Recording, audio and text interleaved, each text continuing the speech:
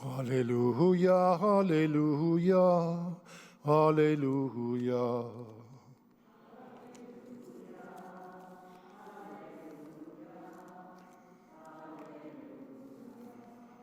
Show us, Lord, your love, and grant us your salvation.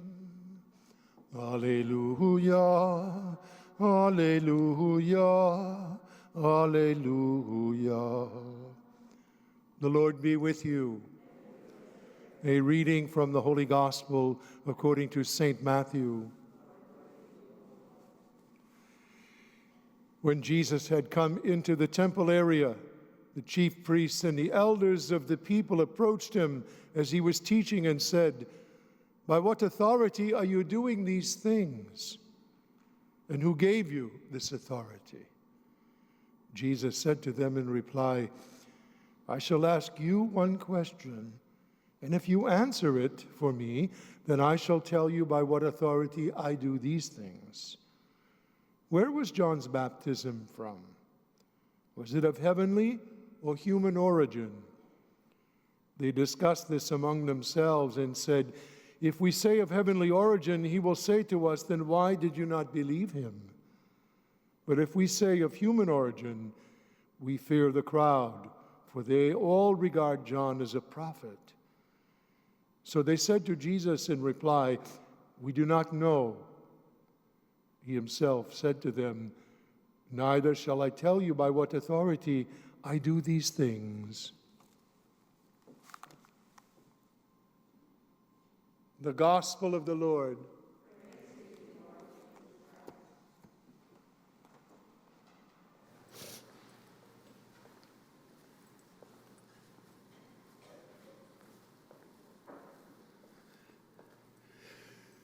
The proclamation of the gospel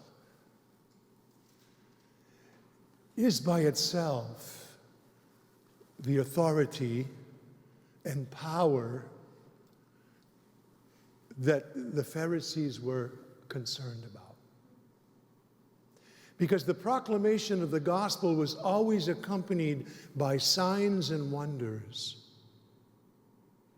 And so the signs and the wonders were there to do one thing: elicit faith from the people.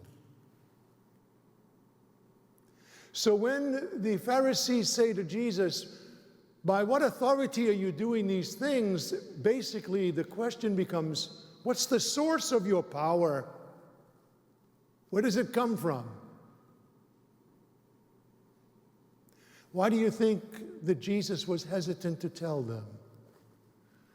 Not because he didn't want to, but because he knew that they didn't accept John's testimony.